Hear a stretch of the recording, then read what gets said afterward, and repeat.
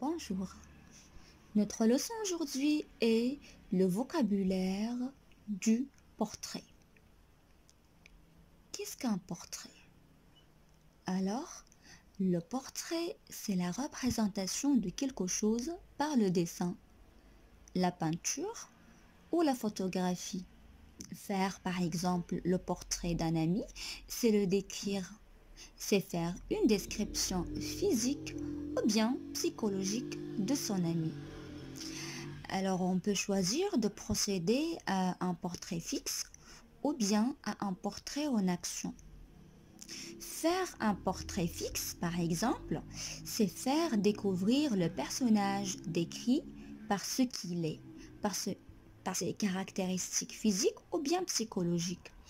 Alors que faire un portrait en action, c'est faire découvrir le personnage que l'on décrit par ce qu'il fait, par ses actions et grâce à son comportement. Commençons par le portrait physique. Pour faire un portrait physique, on commence par préciser le genre, c'est-à-dire préciser si le personnage décrit est un homme, une femme, un garçon ou bien une fille. On peut donc commencer notre portrait par la phrase suivante. C'est un homme, c'est une femme, c'est un garçon, c'est une fille. On peut également préciser le nom du personnage. Il s'appelle Mohamed. Elle s'appelle Myriam. On évoque son âge. Il a 12 ans. Elle a, par exemple, 9 ans. Il est vieux. Il est âgé. Il est encore jeune. Elle est vieille avec I. Elle est vieille. Elle est âgée. Elle est jeune. C'est une jeune fille. C'est un jeune homme. C'est une vieille femme. C'est un vieil homme. Et puis on passe à la taille. Le personnage est grand. Il est grand de taille. Il a une grande taille. Il est petit. Il a une petite taille. Elle est grande. Elle a une grande taille.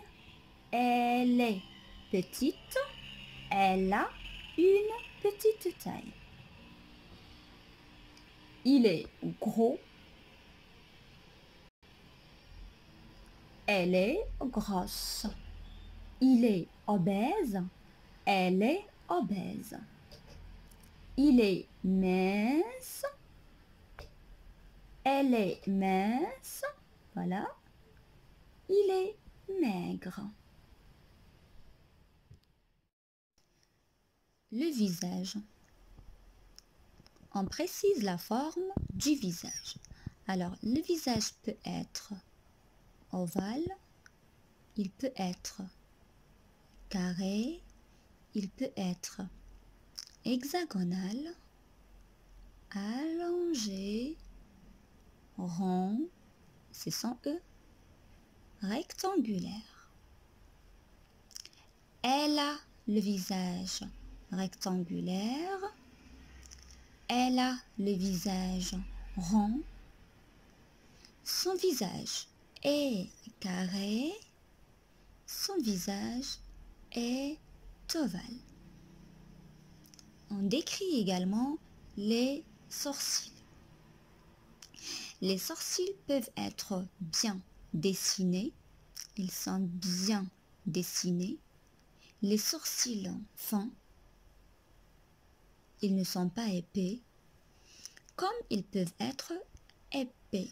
Les sourcils épais. Les yeux. Les yeux peuvent être petits, ils sont petits.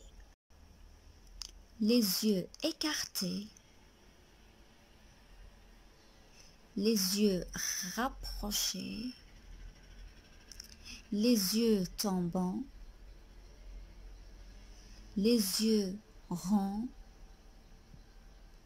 les yeux enfoncés,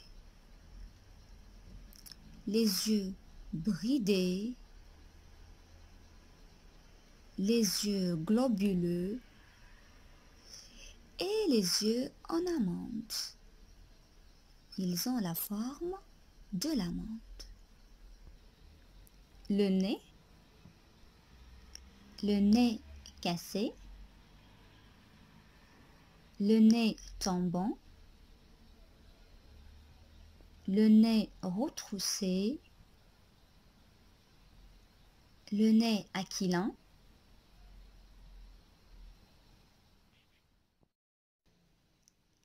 le nez cassé, le nez tombant,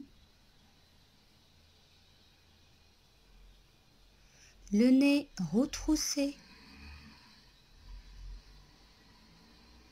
le nez aquilin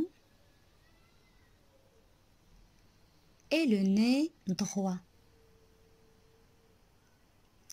Il a le nez droit, son nez est droit. Elle a le nez retroussé, son nez est retroussé. On décrit également les lèvres. Les lèvres fines, les lèvres pulpeuses, les lèvres grosses. Il a les lèvres fines. Ses lèvres sont fines. Elle a les lèvres pulpeuses. Ses lèvres sont pulpeuses. Le menton. Le menton peut être carré. Il peut être rond. Il peut être petit. Il peut être avancé. Son menton est carré. Elle a le menton carré. Son menton est rond. Il a le menton rond. Les cheveux. Les cheveux peuvent être longs.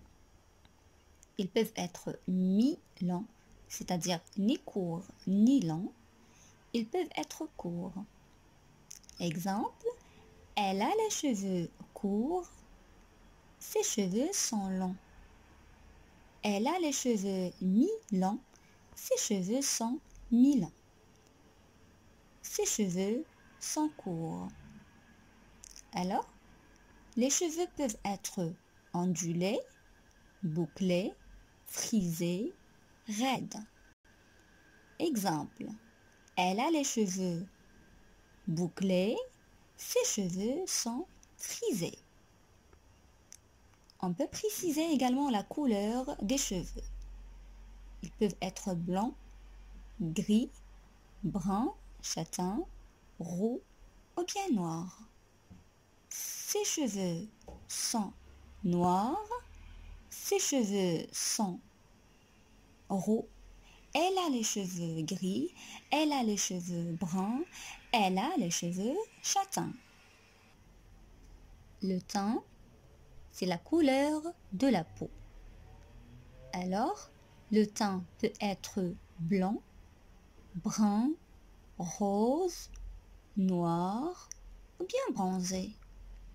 Exemple, elle a le teint brun. Elle est brune. Il a le teint noir. Elle a le teint rose. Elle a le teint blanc. Le personnage décrit peut avoir des traits particuliers. Il peut avoir par exemple la moustache. On dit qu'il est moustachu. Il peut avoir la barbe. avoir la barbe et là on dit il est barbeux. Cette femme a des taches de rousseur. Elle a des taches de rousseur. Cette femme a un grain de beauté. C'est un grain de beauté. Pour faire le portrait d'un personnage, on peut décrire son aspect physique, comme on peut également décrire l'aspect vestimentaire et donc décrire les vêtements. Ici, vous voyez sur l'image une jupe plissée à pois. C'est une jupe plissée à pois. Un polo à manches courtes à rayures. Un t-shirt à manches courtes. Les manches sont courtes et il est à rayures. Un pantalon marron en lin. C'est un pantalon de couleur marron.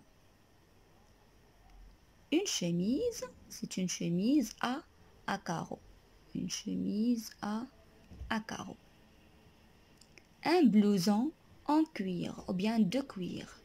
Le cuir, c'est la matière. Une chemise de couleur bleue, c'est une chemise bleue en soie.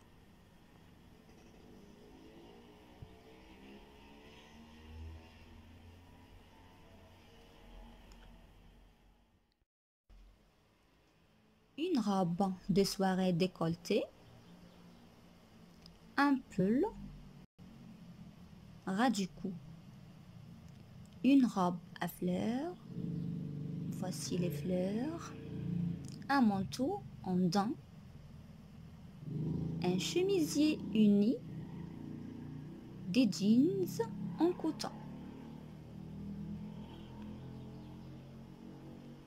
Les accessoires, une écharpe, un bonnet, des chaussettes, un chapeau, des gants, des lunettes, une cravate, des chaussures, des bottes, des chaussures à talons, des baskets, des tongs, un sac, les bijoux, une montre, un bracelet, des boucles d'oreilles, un collier, une bague. La matière du tissu de l'habit, ça peut être un habit en soie, en laine, en cuir, en lin, en daim, en coton ou en jean. Les motifs.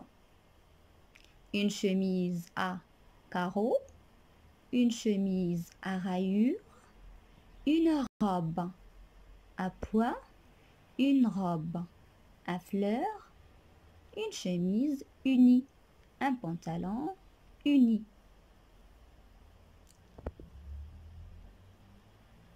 Exemple. Alors, pour parler des vêtements, on peut utiliser le verbe porter, le verbe mettre ou bien le verbe enfiler. Elle porte un pull à rayures. C'est un pull à rayures. Un jean d'une couleur bleu clair. Un jean bleu clair. Un petit sac mauve. Le voici. Et des chaussures plats. Il met un manteau long, un pantalon, un chapeau, une chemise noire, voici la chemise, et une cravate grise. La cravate est grise. Il porte un t-shirt, c'est un t-shirt orange, un short bleu,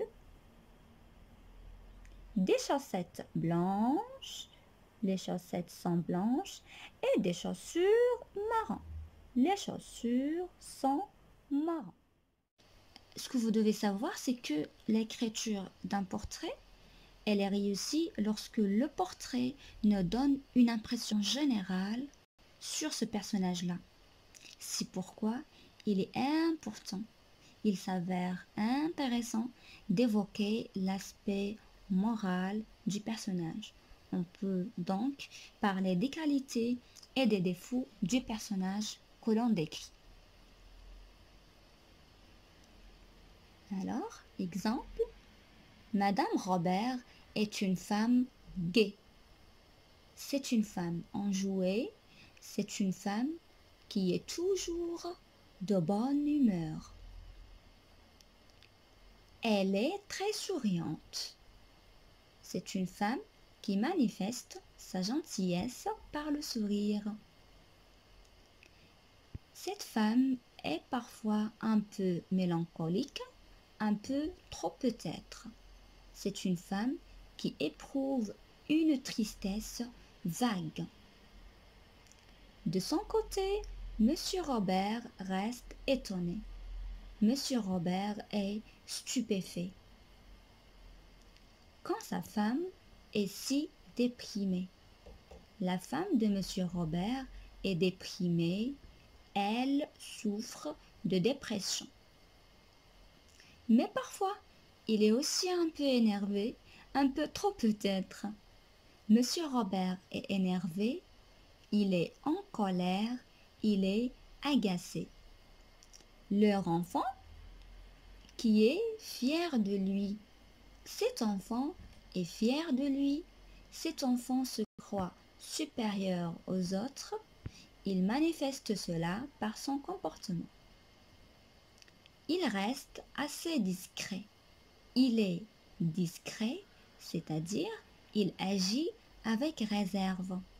Cette personne veille à ne pas gêner les autres. Il est souvent soulagé quand il le laisse tranquille. Il adore la solitude, il aime être seul, il aime s'isoler des autres. Amusons-nous maintenant à décrire les personnages qui sont représentés dans les tableaux de peinture suivants.